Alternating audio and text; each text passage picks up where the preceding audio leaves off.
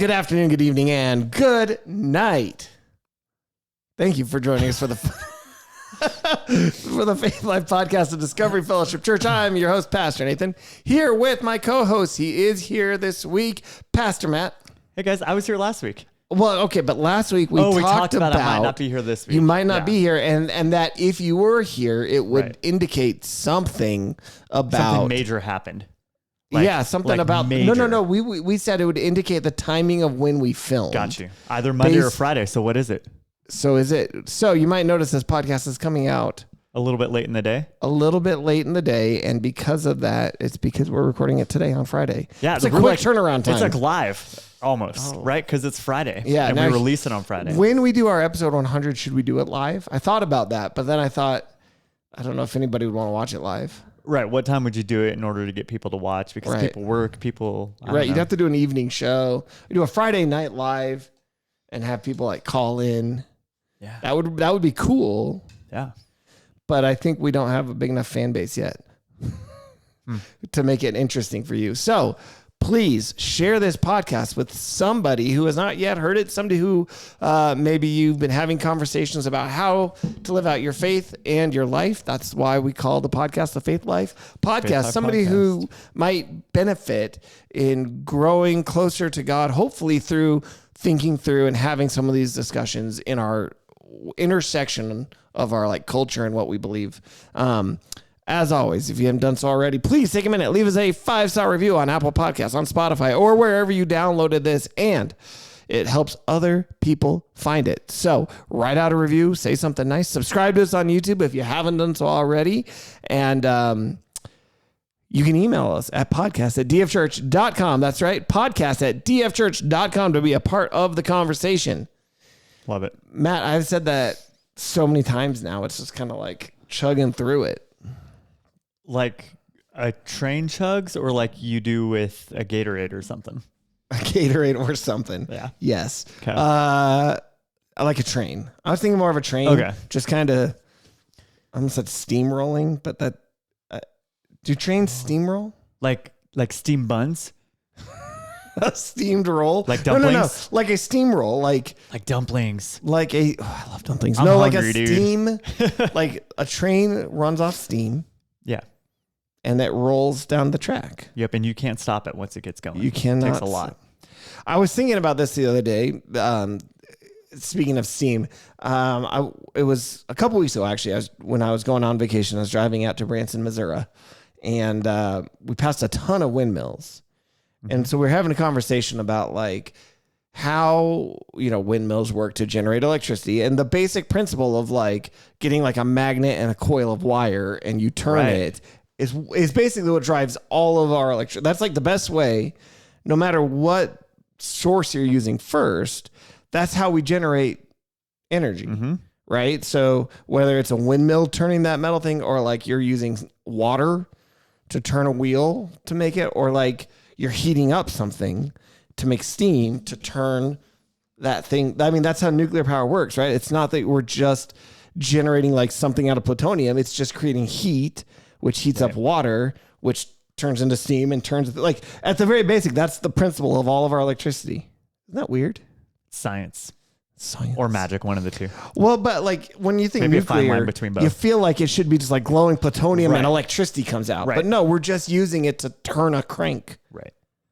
After all of that, we're just turning a crank. The only one I guess that's different would be like solar, right? Solar is something in the actual configuration of those little like silicone wafers but it's still technically using heat.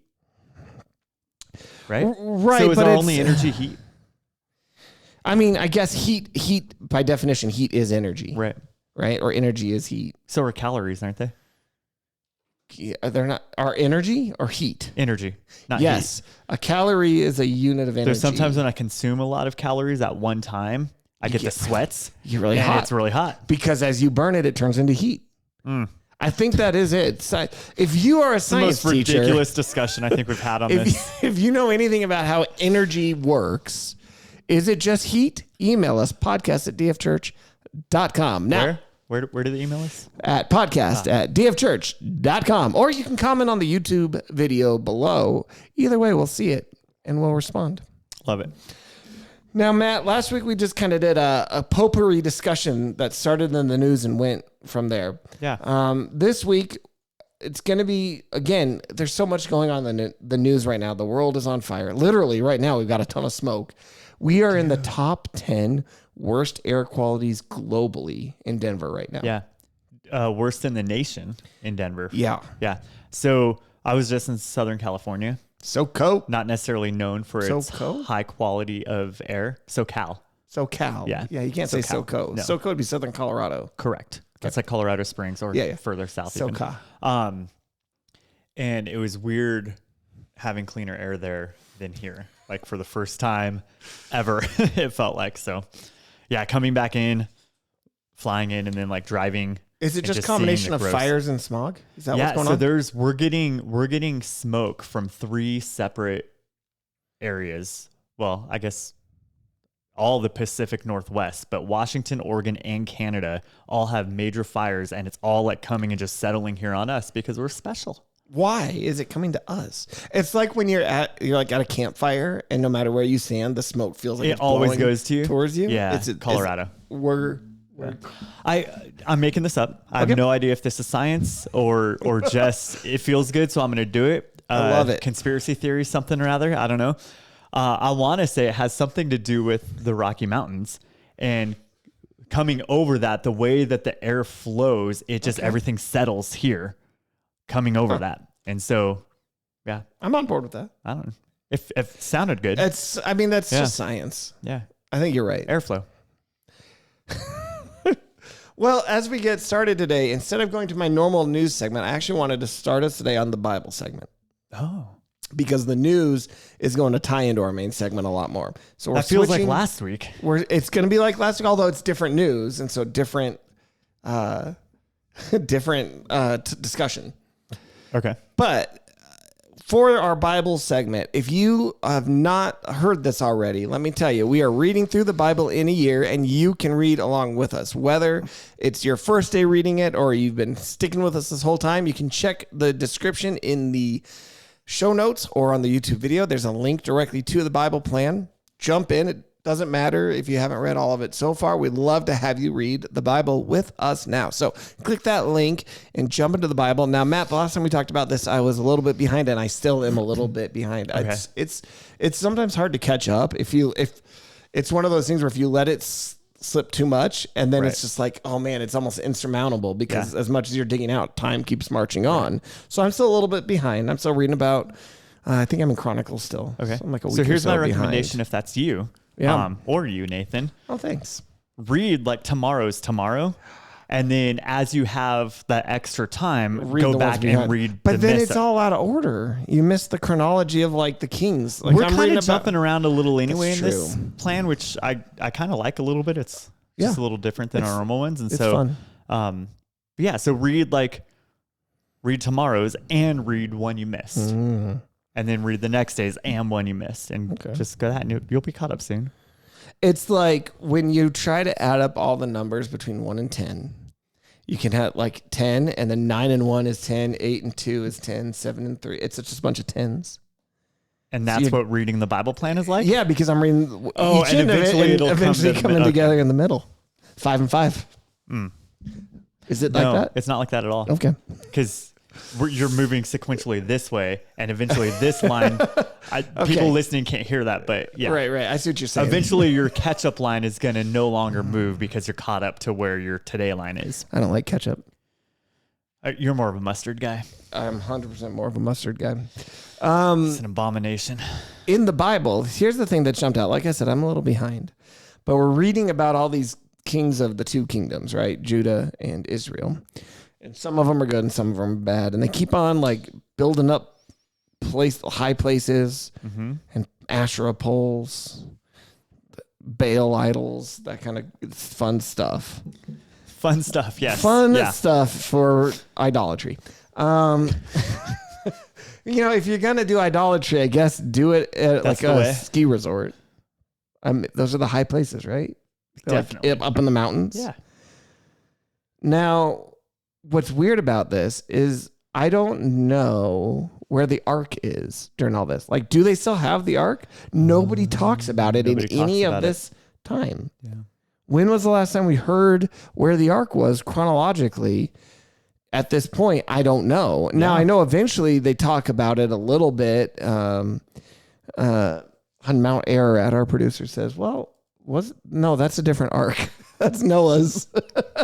I'm talking about Ark of the Covenant, not Ark of the Noah. However, it's weird that, okay, so there's a I want to say what they would call higher criticism, which is, a critical approach, not like disparaging, but just looking through what you would call like a scholarly or critical approach of the Old Testament that puts forth this idea that Genesis and all that wasn't actually written by Moses, right? It's like a modern scholarship idea that Genesis and the Pentateuch in general was a later creation by, it's called JEDP, 4 different sources combined together during the time of the exile to give them like a national identity. That's one scholarship view, right? Okay. Is that none of it was written until then. Now, I don't subscribe to this view. I think there's a lot of flaws in it because, for instance, if you are living in exile and you're trying to bring up like, I could see talking a lot about the temple and that identity, but spending so much time on detailed regulations for the tabernacle and desert living doesn't make a lot of sense for you to create that unless that actually came from when it really was needed. Anyway, but the fact, one of the, I guess, things that you could use as an argument for this view is that throughout all this time in Kings and Chronicles, they don't really seem to be caring about the law, the temple, sacrifice. They're just kind of like, it's almost like they don't have it, which we know that they lost it, right? Because there is a part where it says they went out into the temple and they found the law and they're like, look what we found and let's start living this. So it does feel like, I guess either argument, the argument would be like when they found the laws, when they created it, or they really did just forget about it all of this time. Well, I'm just trying to think of them as, children, right? Okay. And when you go long enough without mom and dad regularly reminding you of the rules, you tend to forget what the rules are and just start 100%. living for yourself and for your own pleasure. And so I'm wondering if that's exactly what they did. If you're right, if they did forget it, I think it honestly doesn't take that long for my kids to remember, oh yeah, I'm only supposed to have this much screen time. Yeah, right. But mom and dad were gone and I forgot. Yeah, 100%. Yeah, it's very easy. One of those things where it's like with our kids, I know it can get almost frustrating because you're like, I have to tell you every single time to do this. Like, why don't you remember by now? If you walk past a bunch of trash, throw it away.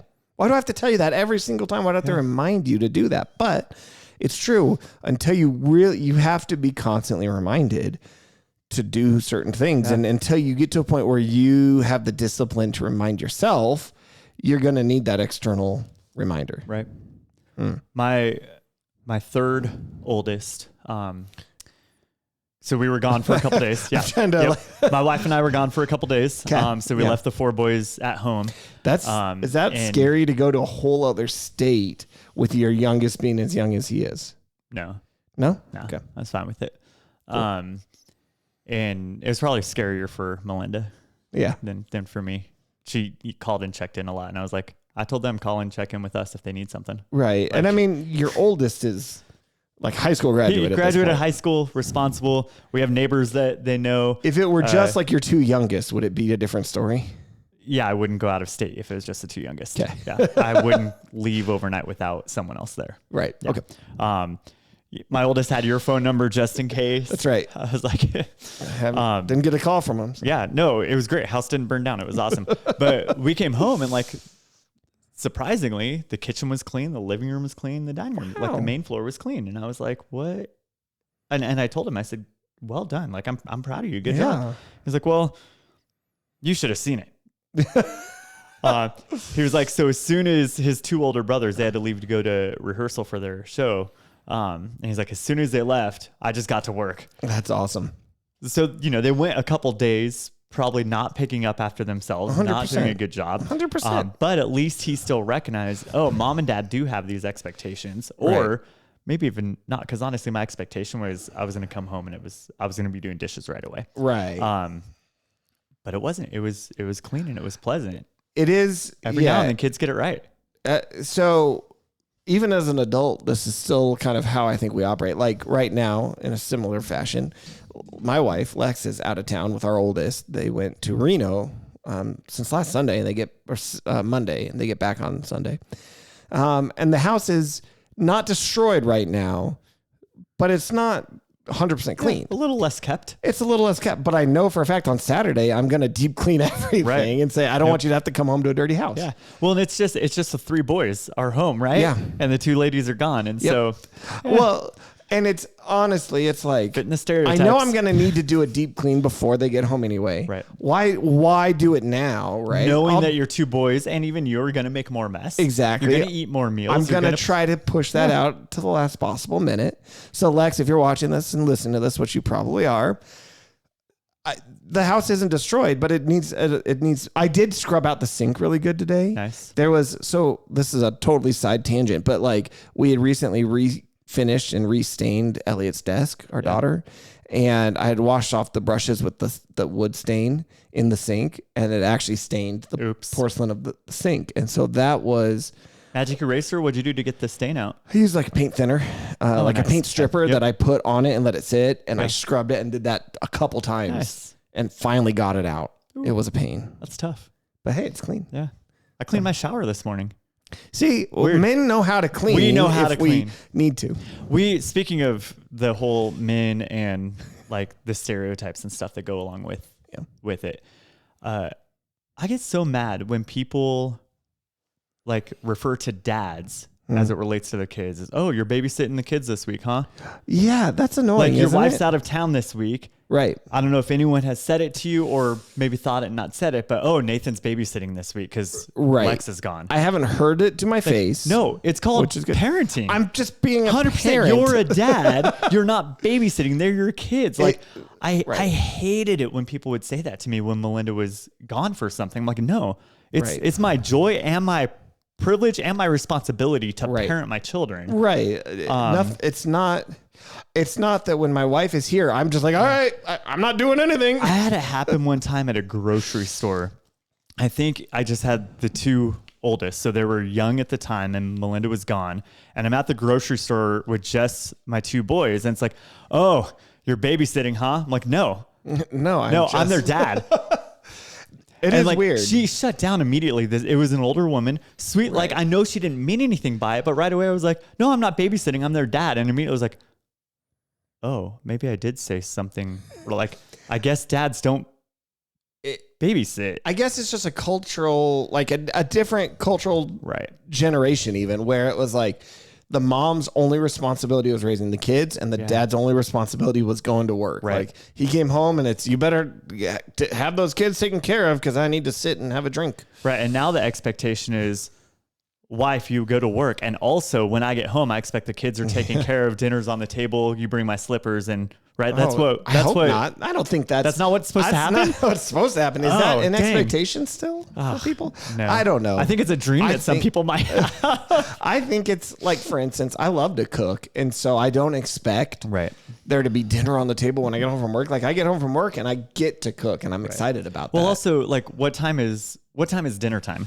For us, 5 to 6. We kind of are on the earlier side usually. All right. That's not bad. I wonder though, like if I feel like 6 o'clock is dinner, like that just feels like the time people would have dinner. Sure. And so if you get home at 4:30 or 5, no, I don't want dinner on the table yet. It's not time. Right. Oh yeah.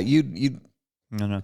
I guess, the traditional job would be a 9 to 5. So you'd come home by 5. Well, is that though? That's like traditional? Like I how don't know it used if to I be. know anyone who works 9 to 5. I used to have a very 9 to 5 job. Was it 9 to 5 or was it 7 to 3 or 8 to 4? Yeah, I think 9 to 5 is not a thing. But there were people who did 9 to 5. Oh, and I think if you were to go back to like the 40s or 50s when like a 9 to 5 was a thing, you probably did have the expectation you'd work 9 to 5 and then you'd go to the local bar on your way home, have a drink with your friends, be home by 6:30 and expect dinner on the table. So That dinner 4 hours before bed is what our producer said. So dang, I need to start eating at 4 o'clock because by 8 I'm done with the day. Okay. But I don't actually sleep. So I saw this whole so really thing I could eat dinner at midnight. Doesn't even about matter. how in the past, we might have talked about this before. I know we've gotten way afield from our Bible discussion. Yeah. But in the past, the sleep habits that we used to have were very different than what we do now. And it was really like, they said like the invention of the clock is what really messed up our natural sleep rhythms. And the idea was you would sleep for a couple hours and then you'd wake up and do stuff for a bit and then sleep the rest of the night. You were not supposed to sleep the whole stretch of 8 hours at a time. That biologically, we are better off doing it that way, where you go to bed at like 7 or 8, but then you get up at 10 or 11 and, have your friends over, you clean the house, you do something, and then you go back to bed for the rest. Interesting. Isn't that weird? And then I went down this whole rabbit hole of like how sleeping used to be a much more communal thing also. Like you'd have your buddy over and you guys would just, make sure you're on opposite sides of the bed, but you'd go to bed. And you wake up and, have a little meal. There was a famous king who, when he made a peace treaty with this other king, basically invited him over for a sleepover. And they snuggled up in the bed and said, hey, this is how we're showing we're at peace now. That's interesting.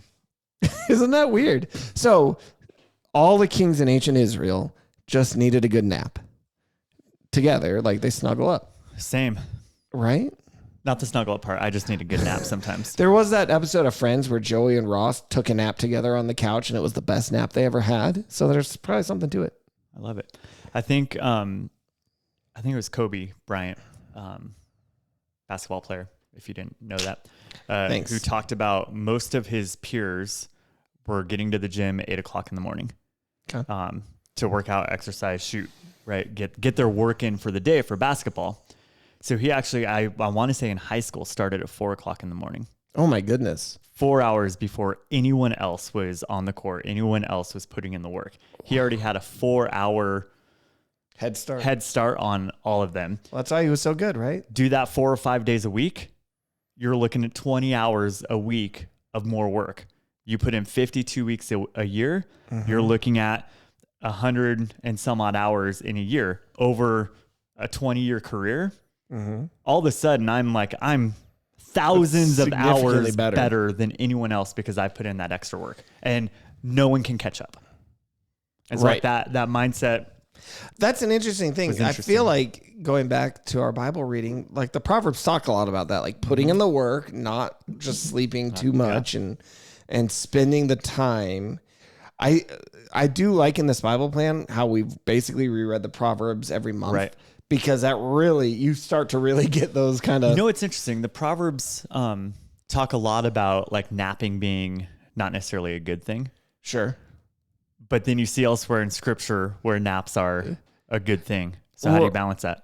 Right. I think it's not that napping is a bad thing. It's that you have to put in the work. Like you said, you got to put in the work. If you put in the work, obviously the biblical idea, and I've got this as a future podcast topic, like what does it look like to rest biblically? That's interesting because I'm doing a whole 4-week sermon series here at Discovery in August on what it means to rest biblically. Together. But there is biblical rest and there's biblical hard work, and finding out when to do which is important. Yeah. I will say this, and this is the last thing I'll say, and then we can move on, about sleeping.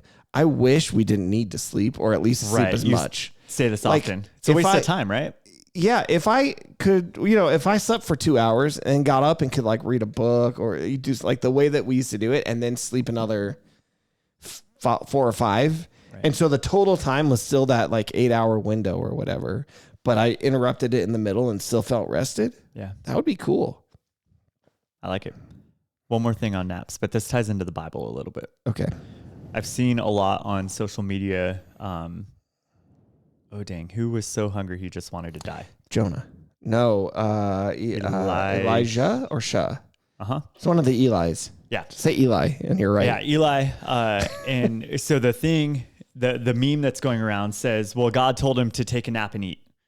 Yes. So like, that's okay. But what happened, if you actually read this story, he kept falling asleep and an angel kept like prodding him awake and he kept falling asleep. And then God gave him something to eat. Yeah. And all was better. So yes, he did nap and eat and all was better. He no longer wanted to die. Right. But the nap thing, it was just funny to see in a lot of Christians sharing it and be like, yeah, see, Jesus says, take a nap and eat and you're good to go. But there was more to it than that, is what you're saying. Right. Yeah. Knowing your Bible matters sometimes. Which is why you should read it along in a year. Read it with us. Because we're talking about, well, you're not there yet. We're in 2 Kings right now, where you have Elijah and Elisha happening, and the whole fun action of Elijah being taken away. Interesting. Yeah. We're in 2 Kings yesterday and today. I think I'm still in Chronicles. 2 Chronicles. The Chronicle. What cool's a Narnia? Nice. Sorry. I had a friend once who had this whole he read about it somewhere and he tried it and it almost made him go insane. Where he talked, it was like this whole thing where you don't sleep through the night. You just take 15-minute power naps at various points in the day. Okay. And so he'd sleep every 4 or 5 hours. He would do a 15-minute power nap, but then he'd get up, and so he was only sleeping for a total of a couple hours a day. And he said he started to hallucinate, and it was not good.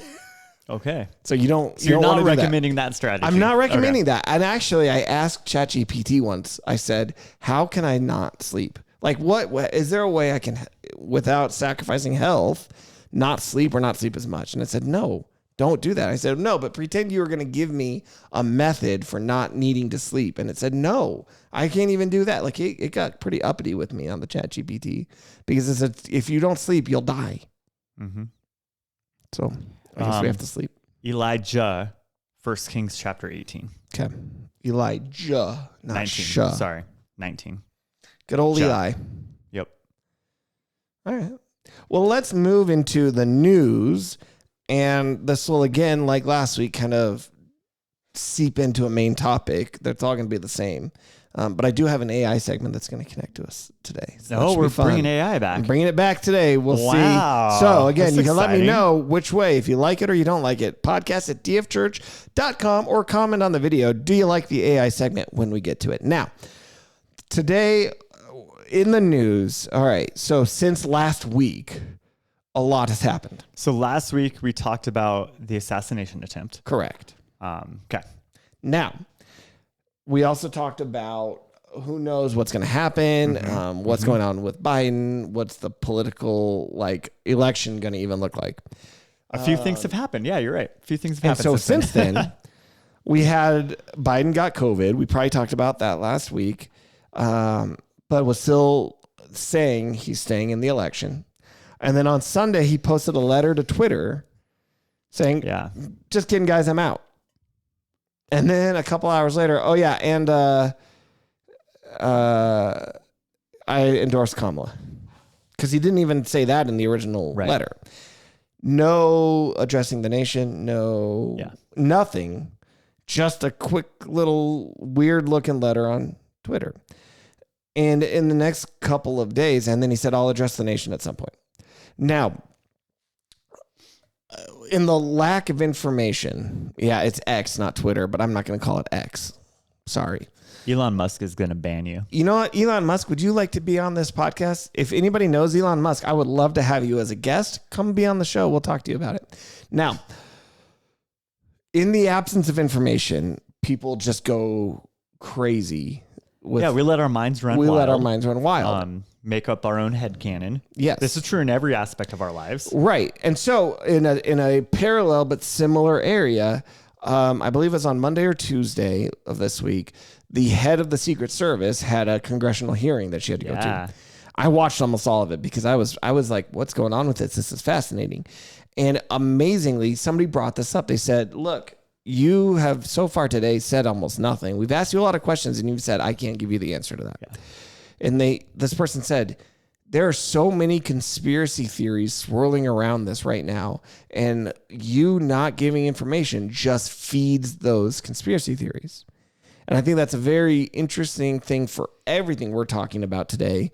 And it's this idea of conspiracy theories. Why are we as humans so susceptible to want to get into them, and as Christians? And we talked a little bit about this when we talked back in March, right? It was March, about is Jesus coming back on a specific date, because there was this huge thing going around online.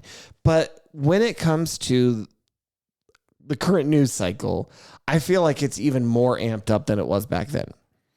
And I want to say that it's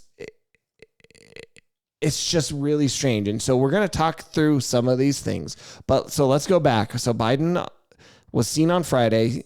Every message coming out was, I'm still in the election. Then on X or Twitter, he posts on Sunday. And apparently a lot of his staff found out by reading that post. Right, I heard about that. That was which is crazy. And then there was nothing. Nobody has seen him. Nobody's heard him. And they're saying, well, he's still recovering from COVID.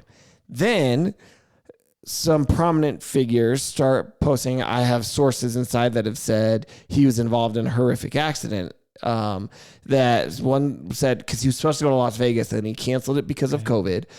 This one person said, I've got a source on the Las Vegas Police Department that said he was there, but he was there, or something, right? And they were going to rush him to the hospital, and then they canceled the hospital call and just took him to Air Force One. And somebody else saying, oh, we've got a source saying he was at this Mexican restaurant, which we have video of him going there.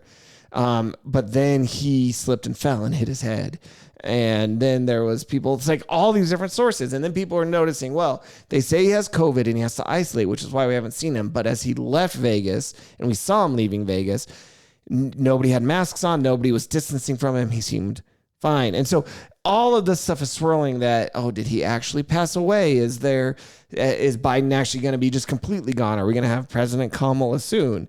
And then he called. And so this is where everybody's sitting, right? I'm just giving you the timeline of how this kind of played out to illustrate kind of what I'm talking about with these conspiracy theories. So then he's like, Kamala's talking and they're like, well, he's going to call in on the phone. Okay. So then he calls in and he has this phone call with her. And immediately everybody says, oh, that's not real. It was pre-recorded. It was AI. It was a fake phone call, blah, blah, blah. And in fact, it does almost sound like Kamala starts to say, thank you or something about a recording. And then she stops herself. You saw that, right? I saw that. And so again, what happened is, you didn't see him. You just heard him. It felt like, okay, is this really him? Right. But what I feel like happens is people in this absence of information start coming up with these ideas, and then everything else confirms it or gets dismissed. Right? It's like they've already come to their conclusion. And so now, instead of saying, I'm going to follow the evidence and see what happens and come to my conclusion, I've got my conclusion, and so now every piece of evidence gets filtered through that. So if you are a person who's like, he's already passed away, he's dead, and they're covering it up, now this phone call has to be AI.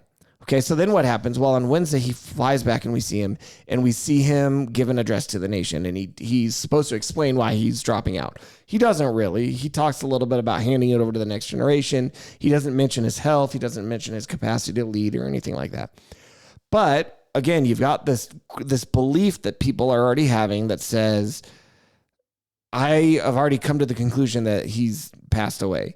And so now this address has to be seen. Oh, right. Well, it's AI. Let me look and see how they fake this. Oh, is he taller now? Is, this or that? It's confirmation bias is what this boils down to. Right. And so that's what really struck me as I was thinking about this. Like how why do we come to the conclusions we do? And then how do we proceed with evidence? And this is why people don't often change their minds. They just further entrench themselves in what they already thought.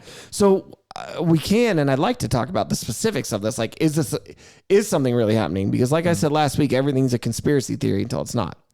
So for instance, with this Biden address, I don't know if you've noticed this, people have pointed out his watch is not at the right time.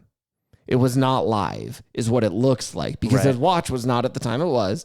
And then I remember, because I watched this, I'd gone over to my mom's house for dinner because I guess since I'm babysitting the kids, she thought I'd need somebody to cook me a meal. I don't know if that's why it was, but I got invited over. I went to dinner. I thought, sweet. Oh my goodness. Man, why? All right. Dads.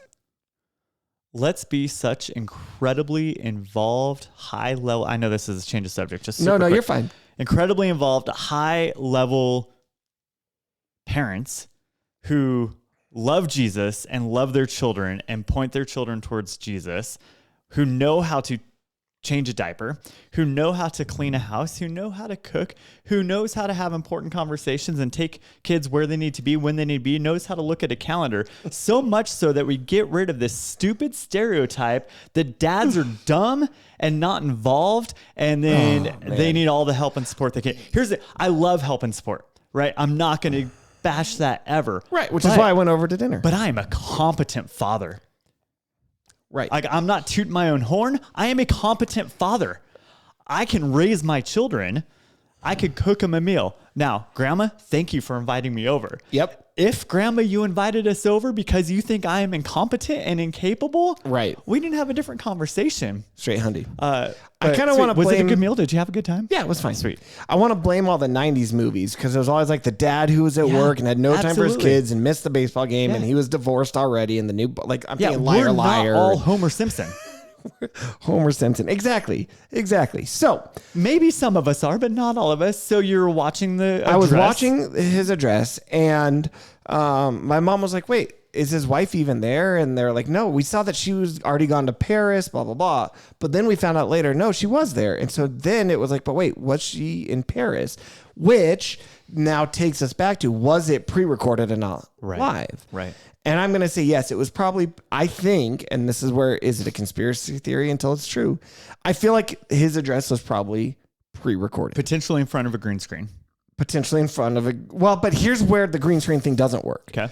And the people who say it was entirely AI. Right. If you look, you can see the reflection of the teleprompter in the window. You can see the words moving. You can see the slight reflection of the teleprompter.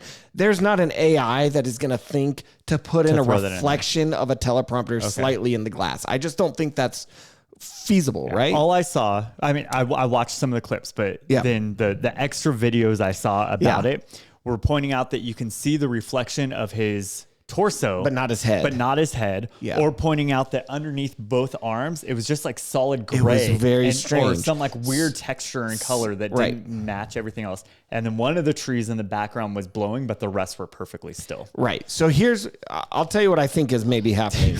I'll tell you where I go. I don't think it was 100% AI. I also don't think it was another... Only 75. I don't think it was another person that they then... made look like Biden, man. Although that would be funny and who's doable. 6 inches taller. That's a weird one. I'm wondering if there's just something about the camera angles that we're seeing that's 100%. Making it. Confirmation bias though tells me that it's AI. It's someone else. It's somebody else. So so here's the thing: if his watch was really back and his wife was there, but at the time that it was live, she was on her way to Paris.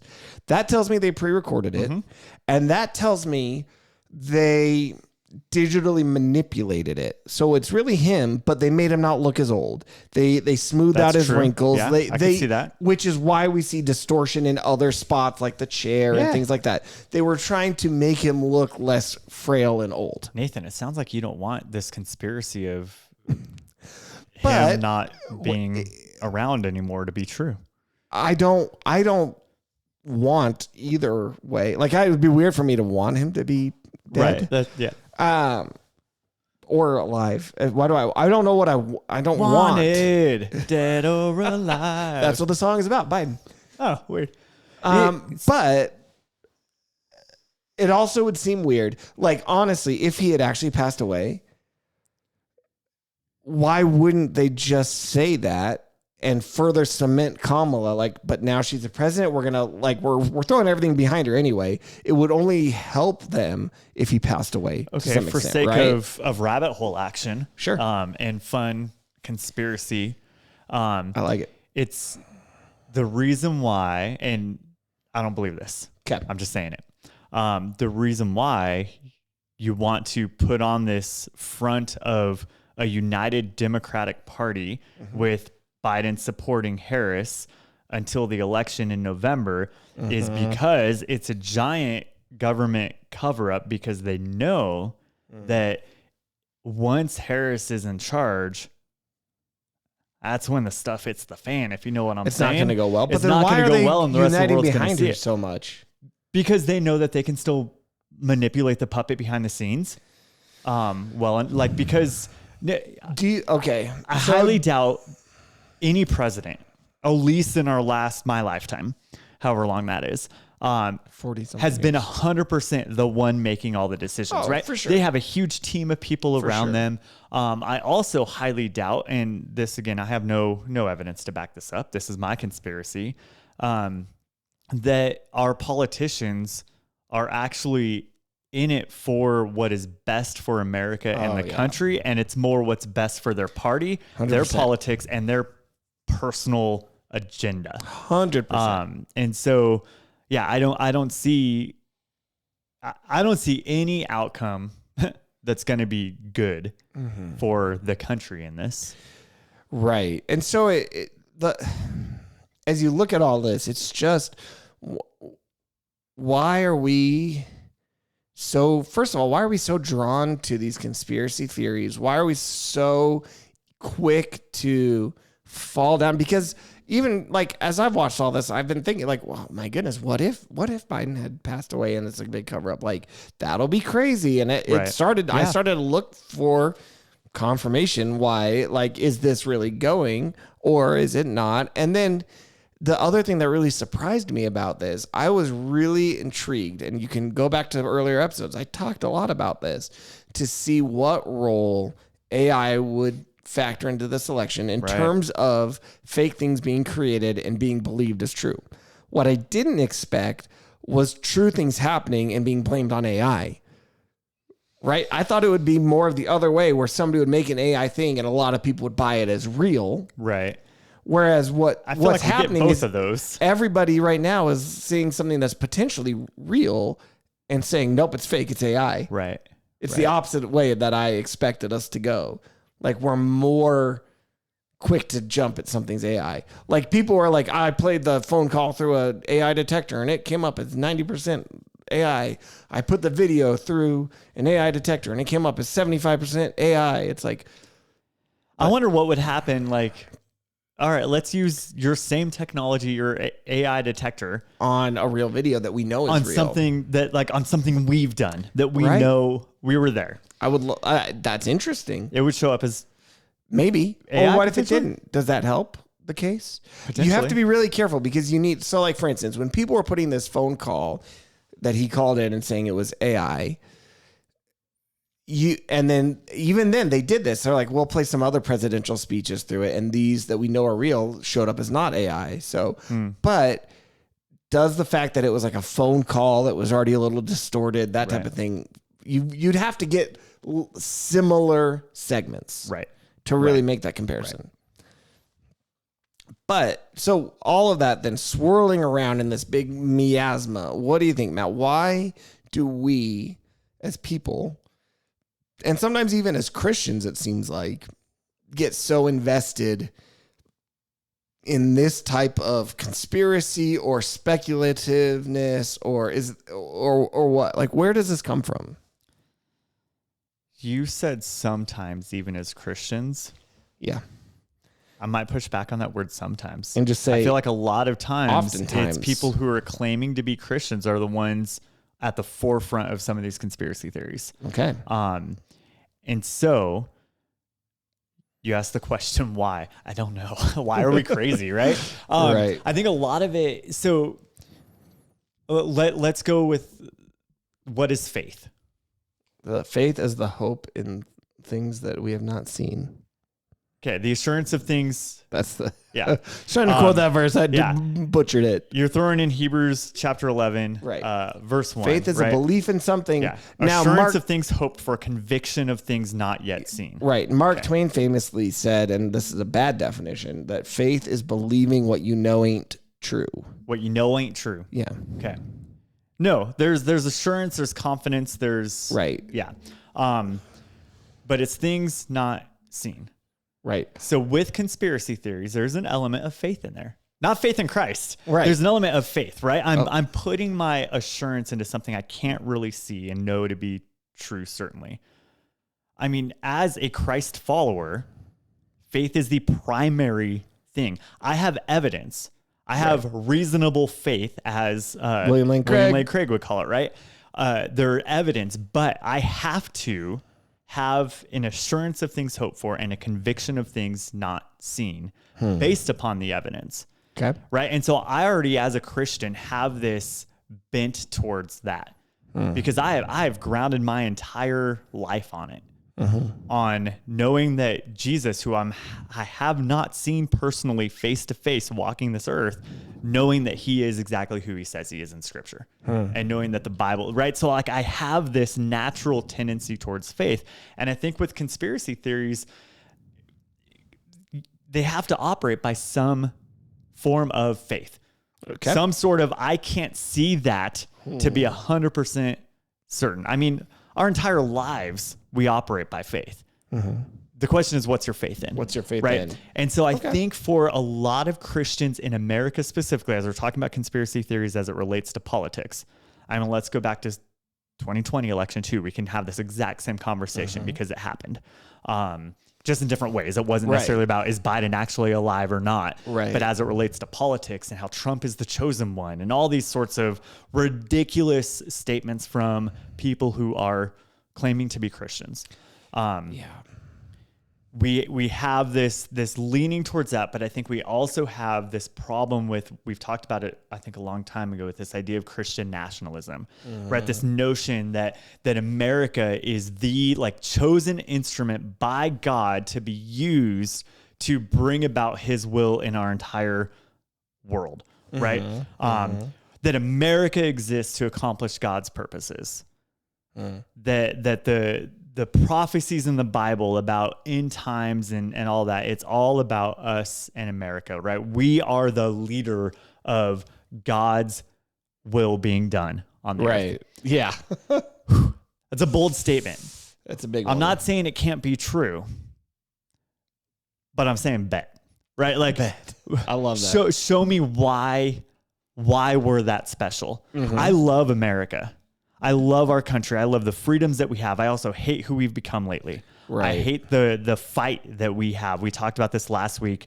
And the greatest thing that we need to do now is pursue unity and love and truth together, not continue to make a greater divide, right? And so where we have been over the last decade plus, probably even longer, that's just where I've been more in tune with it, is not at least how I've read the values of what our country was founded upon. And so to say we're at all in a place where we are exactly God's chosen instrument, that's a big step. Yeah. That I'm not ready to take because of who we are as a country, and the values as a country we have. Not as Christians in this country. Okay. Right? Because we have different values than our country has. Right. And our hope, unfortunately, is that I can make the government be Christ. That I can somehow vote in the right people who are going to make our country operate in a way that brings God all the honor and glory. And I'm not sure that's ever going to happen. Right. At least without Jesus sitting at that Oval Office himself, right? And I've talked about, and I know we've had this conversation, and it's like, I think putting our hope in the government to be the one to legislate following Jesus, for lack of a better word, is never going to work. But if instead, like we look at the example of the early church, we just spread Jesus and we just help people follow him, it doesn't matter what the laws say you can or can't do. People aren't going to do it because they're going to be more interested in following Jesus. Right. The rule of the land when Jesus was walking the earth and his disciples were starting the early church was not a Christ following group of people. Right. And it never has been. Right. When we do get someone in office who loves Jesus and actually surrendered to his will, beautiful. Right. Wonderful. Right. Great. My hope still isn't in that dude. Right. My hope is in Jesus. Right. If you get the opportunity, for instance, to vote for laws that are going to help put good things into place, great. But don't, that's not the solution. That's a benefit that maybe as Americans we can put our beliefs into law through the democratic process, great. But that's not the answer. The answer is not to legislate morality, till everybody acts like a Christian. 100%. You know what happens when I wait for legislation to bring in Christian values and biblical morals and ethics into my world? What? I waste my life. Yes. It's not going to happen. If that's what I've been waiting for since the day I was old enough to vote, I have now wasted 20 some odd years of my life where I could be the hands and feet of Jesus in my community, where I can be bringing those morals and ethics and Christian values into my world. But instead, I whine, argue, and complain about who's in charge rather than trying to be the change myself. I'm waiting for someone else to make the change for me and vote them in. And that is never gonna happen. Jesus doesn't call us to a life of following him by just sitting and voting. He calls us to a life of getting up and going and doing.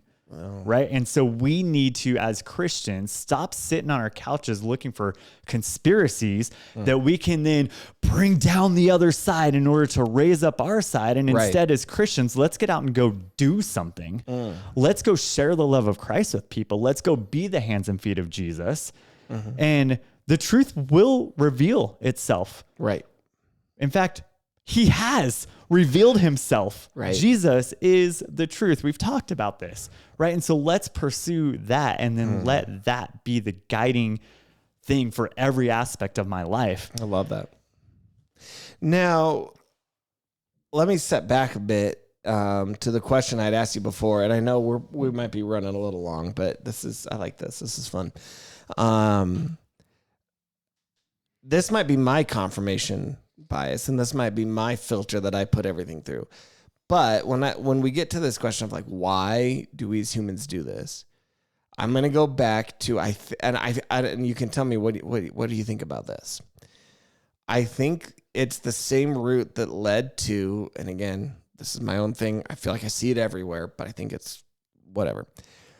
This kind of early heresy that we dealt with in the church called Gnosticism. I talk about Gnosticism a lot because I feel like it's just everywhere. I think it's part of human nature. And like I said, it might be my bias that I'm seeing everything through. But I think there's some part of us that like this idea that we have secret knowledge that others don't. Right. Yep. Right. And so if I say Biden has been actually dead and most of the country doesn't believe that, I have this inside knowledge that you don't. Or if I say, oh, there was a conspiracy from Iran and the Secret Service to get rid of Trump and that they were behind the assassination attempt, which is why they failed so badly. I've got a secret little bit of knowledge that nobody else has. Now, speaking of the Secret Service, going back to that hearing, man alive, I've watched a few government hearings. I find them interesting now and then. If it's something I've already TikTok one. The TikTok was one hilarious. was hilarious. How dumb some of our government is. I'm not gonna lie. Speaking of how dumb they are, there was a spot during this hearing with the Secret Service director, and one of the people in our government was trying to make, I think, just like a funny phrase. And she was like, just like that old rap song, "It Wasn't Me." Okay. So she referenced the song, "It Wasn't Me." Yeah. By Shaggy. By Shaggy is the rapper who's saying that. And she was trying to make a point about how the CIA director is like, "It wasn't me" the whole time. Right. But she said, just like that Eminem song, "It Wasn't Me." And I thought, if you're going to make a funny little joke, make sure you got the right artist to the song, because that's an easy thing to get that fact right, but it just completely destroys your credibility. I guarantee you that person is absolutely going to be in the next Eminem song.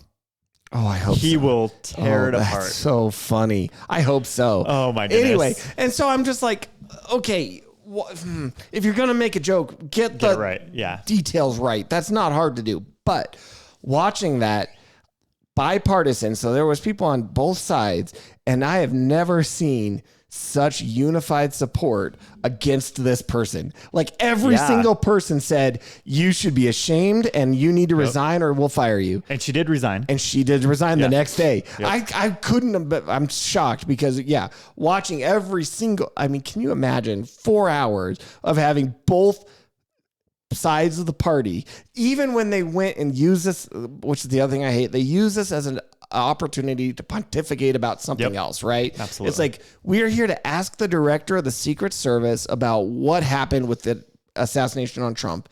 And this senator, let's say, I don't remember what his name was, like spent most of his time not asking her questions, but talking about how gun control needs to be fixed. I'm like, oh my gosh, that's fine. If you think that, good for you. This is not Now's the not venue. yeah. Like, you are here to get answers from this person about this issue, not to put your own thing. But even this guy, after like spending all the time, ends with like, and you failed and should be ashamed and need to resign. And I'm like, man, if you are getting that, like, it's kind of cool, I guess. Trump unified both sides in their hatred against her, because, man alive, they were after her. And then she resigned the next day. So real quick, back to your Gnosticism. Yeah. thing. Are you saying that potentially that's where a lot of like this conspiracy stuff might be coming from? Right. And thank you for pulling us back into track. Yeah, that's kind of how part of it, I feel like it's that same instinct that led to the creation of like a Gnosticism, which, if you don't know, Gnosticism was one of the earliest heresies in the church, and it comes from the Greek word gnosis, which means knowledge. And the whole point is that you know the secret truths that are going to help you get spiritually ahead of other people. Right. It says elevated knowledge. Elevated right? knowledge. And it's like, I see this in like Mormonism. Mormonism says to get into heaven, there's like a secret handshake and secret code words and secret symbols. And you look at like the Masons and some of these other groups and like fraternities, where it's like, you are part of an inside group that has more knowledge, that knows more about what's going on, and is able to say something. So are you implying that like Christian Gnosticism is a thing? That's what it seems to come down to. I feel like they're so grossly at odds. Right. That shouldn't be. Right. Right. Like that Christian and Gnosticism are like different. Right. Gnosticism, knowledge saves. Right. Christianity, Jesus saves. Yeah. Gnosticism, elevated self. Right. Sounds like Christianity, humbled self. Right. But we've kind of integrated that in. Yeah. And I think there's just something to be said maybe about human nature that there's a certain part of us that wants to be into this camp as opposed to where Jesus calls us. Right. Right. Well, let us know what you think. Email podcast@dfchurch.com. What's your favorite conspiracy theory? Are there any that you think are going to be true? And by next week, we might be having a completely different conversation, because maybe Biden does pass away. Or do you think Kamala actually, all signs point to her being the nominee, but in a week? There's still I also heard something, just, all the news that's coming out, politically speaking. Yeah. Or less. Real quick, just a reminder, don't let politics divide. Right. Politics can open up conversations, but do not let it divide, because I think we have enough hate and division in this world. And you might even, because we're talking about politics, hate us now and want to, like argue and fight with us. No, we can have conversations, discussions, but let's be united on the things that matter, like Jesus. Right.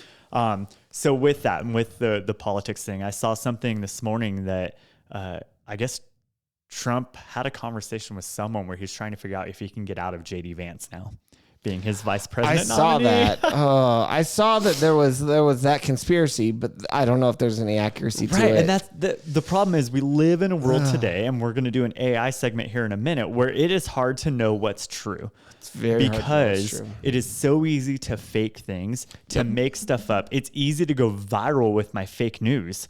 100%.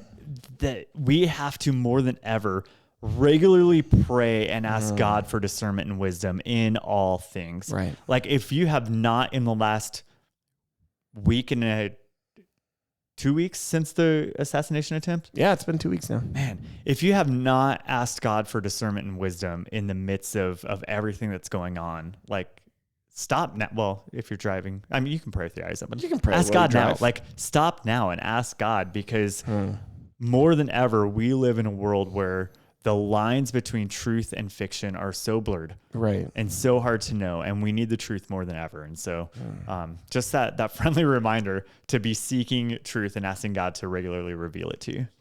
I love that. Not in the form of Gnosticism where you have some sort of higher knowledge and divine thing, but the revealed general truth of who God is and who Jesus Absolutely. is. Yeah. So I asked the AI to give me the top 10 conspiracy theories in or about the Bible. Okay. So I wanted to see, are there conspiracy theories with the Bible? Either within it or about it, right? Yeah, the fact that you said in the Bible or about the Bible, this could be interesting. It's going to be interesting. So those of you who are watching on YouTube, I also had it create images for us. Those of you who are listening, that's fine. Just listen. But either way, email me, podcast@dfchurch.com, or comment below. Let me know, what do you think about this segment? Do you like it or no? So number 10, the Bible predicting modern technology. Here's the theory. The Bible contains hidden predictions of modern technology like smartphones and the internet. That's all it says though. Like what, where? Why doesn't it give me a where? Moses came down the mountain with tablets. With tablets, yeah. He had the first iPad, right? Yeah. iPad BC? Yes. So that's a strange one. Okay, the next one is, this one makes more sense. This one is actually popular, speaking of the Mormons. Number 9, the lost tribes of Israel in America. Theory, the lost tribes of Israel migrated to America and became the Native American tribes.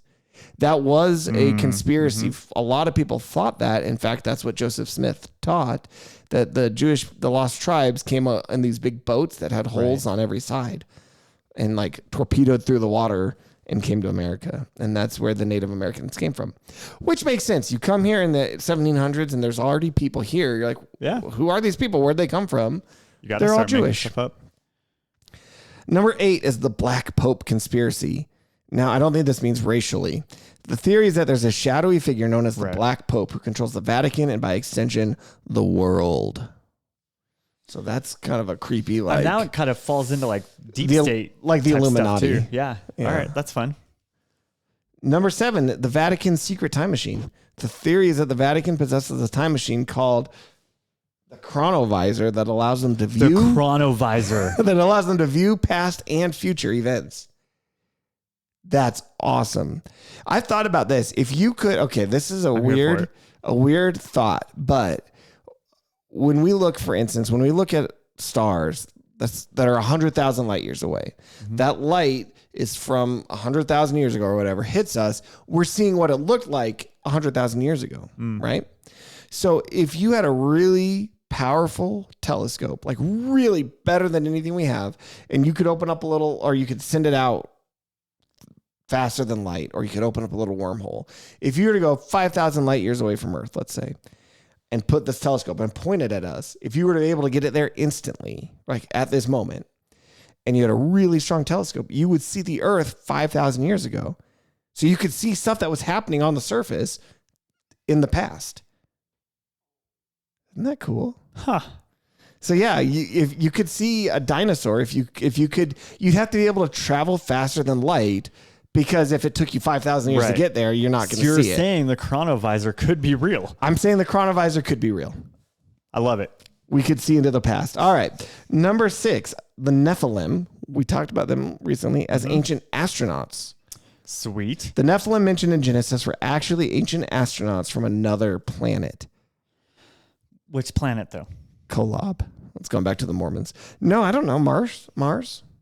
I did see in the news today that the robot that we have on Mars took some really high pictures and samples of these rocks, and it has hallmarks that there could be at one point have been life in these rocks, like microbes. Like there's certain chemical things that take place if there were life in it at one point, certain elements that you see. They wouldn't be able to tell unless they get a sample back to Earth and can microscopically, examine it at that level to find like fossils. But there's evidence of ancient life on Mars, and that's interesting. As a Christian, what would that do? Anything? I don't think so. I think we've talked about we have, but not we about did an alien episode. So the thing that this would interestingly say, like not necessarily aliens, but if we found out that simple microbial life was more common in the universe than we thought, the implication is that it can naturally arise a lot easier and that it's not so special. As opposed to in the beginning, God created the heavens and the earth. As opposed, that we're a special creation and that we haven't seen life on any other planet because it's not something that's just abundantly happening. I don't think on the microbial level that would alter any sort of special creation of earth. Okay. I mean, we're still called out, set apart as earth versus the heavens in Genesis. I guess you'd have to have this discussion of why would God allow, or would he have specially created life that never got any further than a microbial stage and then died out and was never heard from again? If evolution between like specially were real, wouldn't we have more evidence of more life and more like unless there's some sort of like, okay, this is a totally random like rabbit trail, but there's this, I can't remember the name of it, but there's this theory out there that explains in the vastness of the universe, given only naturalistic circumstances, why don't we see life everywhere? Right. And one of them is that there's some sort of a gate or a thing that most life doesn't get past this certain spot, and so it keeps intelligent life from ever appearing. And humanity, like we had the rare chance that made it through, but like 99% of life never gets past microbial or something like that. Interesting. Anyway, number 5, biblical conspiracy theories. King Solomon's demonic ring. Have you heard about this? No. The King Solomon had a magical ring that gave him control over demons to build his temple. Wouldn't that be weird? I feel like a cricket sound should be like inserted right there after you read that, because that was just awkward. I don't know where that comes from. And where's that ring now? Because man, it's in the Ark of the Covenant. it's time for us to become Indiana Jones. All right, let's go find it. We got this. Number 4, the Ark of the Covenant is the next one on here. The Ark of the Covenant as an alien battery. The Ark of the Covenant was a super-powered alien battery or communication device. Okay. We've talked about this. There's a group called the Raelians who believe that the Ark was like a thermonuclear device and that Samson's hair was long because it was an antenna used to receive. Was it steam-powered? No, that's what makes it alien. They found out a way to generate energy not using steam. Number 3, the hollow earth in the Garden of Eden. Okay. The Garden of Eden is located inside a hollow earth accessible through the poles. And that's why we can't get there anymore. Those are guarded too closely. By who? Angels. Deep state. Deep state angels. So the idea of a hollow earth has been pretty popular, that there's secretly a whole second planet inside of ours and that there's dinosaurs there. There was a movie called, again, slight rabbit trail. There was a movie, it was intentionally made, that was very cheesy. The first one was called Iron Sky, and it was how Hitler and the Nazis fled to the moon and established a secret base there. And then they come back to fight us again in modern times. Okay. They made a sequel that also said a bunch of the Nazis fled to the hollow inside Earth and are riding around on dinosaurs. Okay. Yeah, I like that. Okay. I can get behind that one. Number 2, Jesus and the alien connection. Jesus was actually an extraterrestrial being sent to Earth. Well, I mean, it's... are you going to say that's accurate? Extraterrestrial, I'm not gonna say that's accurate. Extraterrestrial implies still a physical being just from another planet, right? Okay, and his physical embodiment only happened here on Earth, as opposed to being a physical being from somewhere else who traveled here.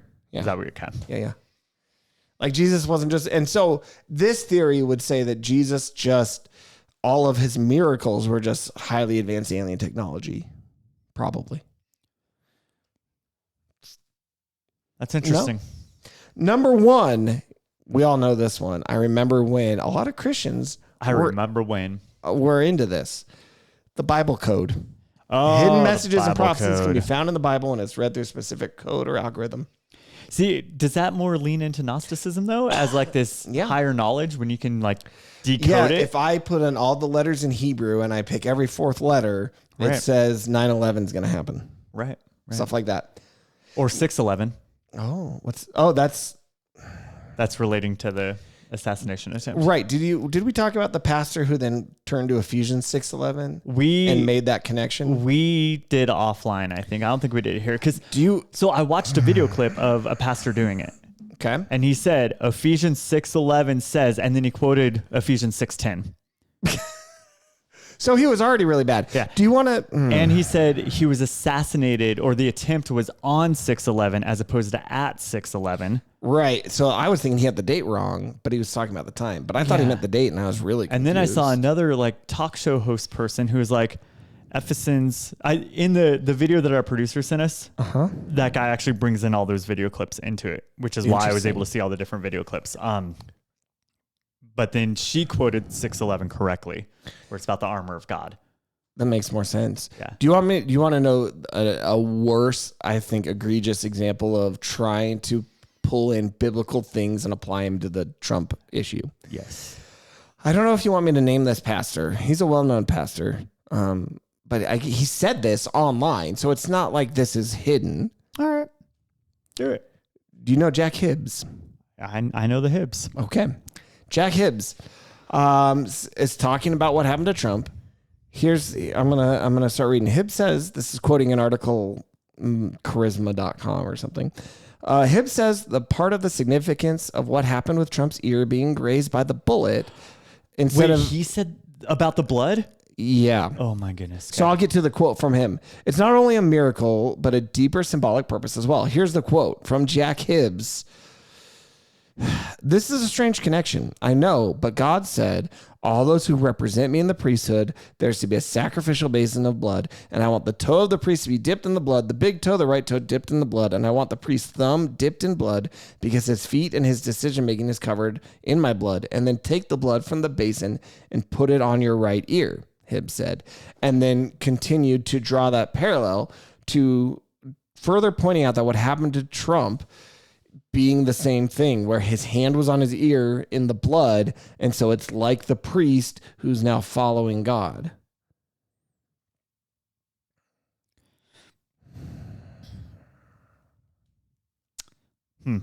Yeah, I don't like that. So I just pulled up some other quotes, maybe from that same message. So maybe it's a matter of context. I hope so. Because I think his greater context was like, Trump take this as an opportunity to follow Jesus, to turn to the Lord. Right. Yeah. But even with that context, trying to make a comparison, it's a stretch to make that comparison. Is stretching the Bible out of what it needs to say. Yeah, which that is super disappointing. The attempt at asking Donald Trump to recognize Jesus Christ as Lord and love that, turn his life over to him. Totally I'm great. all for that. And it was like that other guy with the 6:11. A lot of what he said in his sermon was great. And it's like, the gospel's going out. Good for you. Yeah. You don't need to bring in this almost Gnostic, like numerology or secret connection into here's how the Bible actually is talking about this in a way. It's crazy. Right? It's just, it destroys the credibility you had on the good parts you said. Here's the thing. Why would God hide messages for only a select few to be able to know and understand? I mean, I guess you could say that prophecy is that to some extent. But are they? Yeah, God used certain people, right, to prophesy in his name. Right. So like the book of Revelation, it's a bunch of prophecy. And so if you figure it out, you're really smart and you know how the world's going to end. And like you then get elevated to a higher place. See, I think this is a bigger topic of like, how are we supposed to view prophecy? And I don't think we're necessarily supposed to view it as the thing that I can figure out the right answer that nobody else has. Right. That's a different topic though. Yep. That was all the AI segment as we kind of meander it out. Now, as we close out today, I do want to go to listener mail. You too can write in podcast@dfchurch.com to be a part of a show just like Sarah did, where she said pro-policy but still frustrated with the other side. Agree, let's be more like Jesus. So when she says pro-policy but still frustrated with the other side, and that's in response to our talk last week, right, about politics. Yeah, and I think we were talking about Jesus specifically, right? And like How to look more like Jesus, look more and like less, Jesus less and less like a politician. Yeah. And so, yeah, and I think we talked about, voting. I'm not voting partisanly. I'm voting for what I think is going to be best for our country. Right. Not necessarily what I think is going to represent Scripture the most, because again, neither side is doing a great job of that. Right. And so maybe that's where she's coming from with it. I agree. I'm going to vote for like the policy that's going to be best for at least what I think is going to be best for our country. I like that. Yeah, that's good. We also Thanks, got Sarah. a letter because I had made the hilarious joke last week when we were talking about the news. The biggest news was the new Weird Al song, which dropped a week ago. And we had somebody write in. Now that the song is dropped, you can cover it in the news segment. Something a bit more lighthearted in discussing the role of secular music in Christians' life and how much we should or shouldn't consume. Huh. It's a good question. Maybe for a separate episode. Yeah, we can talk about that. We've talked about our media consumption in the past. I will say it's a polka, which is not parodies, but he just mashes up pieces of other songs into a polka medley. And that was what his new song was. So it has been 10 years since his last and probably final album came out. And so he did a song comprised of nothing but the number one hits from the past 10 years. Oh, fun. It was really fun. Yep. And so that is our listener mail for today. But there's one more. There was one more. Sorry. Trump is not Jesus. No, nor not that one. Is No, Jesus woke? That one? The Chick-fil-A versus Del Chick-fil-A Taco versus came a little Del while ago. Taco. We didn't talk about it. How far gone is America that Del Taco is the number one fast food restaurant according to USA Today? Very far. If that, I was reading a lot of those articles. Okay. About like that number one fast food restaurant. Chick-fil-A is no longer America's best fast food restaurant, it said. Yeah. What I found out, the thing that people liked a lot about Del Taco, their French fries. Wait, what? They're crinkle cut, the kind you buy frozen from Walmart with no flavor French fries. Wow. Is like some of they're rated as the top fries. Weird. I don't Del like Taco that. scored the top spot in the best fast food Especially fries impressive in 24. considering it didn't even make the top 10 in 2023. KFC took second place with Chick-fil-A in third. That is an abomination right there. Ready for the French fry thing? Yeah. I was in California. I was talking with some family members of mine. They love Del Taco French fries. Where's the nearest Del Taco to us? No idea. But I was joking. When we landed in California, we took the bus to our hotel. Little public transportation action. So we're on the bus driving down one of the streets in Southern California, and there was a Del Taco, and right next door, a Wiener Schnitzel. I recommended both of those options to Melinda, and she rolled her eyes and was like, that's disgusting. No. We didn't get any food from either of those places the There's entire a Del time I was Taco there. in Greeley. Oh. So if you want, we can do a field trip to get the fries someday. I've had the fries. I haven't. I don't know if I've ever eaten a Del Taco. I ate a lot of Del Taco, like late high school, early college. It's weird that it was they have cheap. fries. Right, Mexican food and French fries. Although Taco Bell does like nacho fries. Yeah, they're not bad. Yeah. Well, that is all the time we have. We're not going to talk about any more fast food stuff, but thank you so much for sticking with us today. We kind of were, again, all over the place, but we appreciate you spending the time with us. Make sure, again, to like, subscribe, and share this with a friend, and we will see you next week. Bye, guys.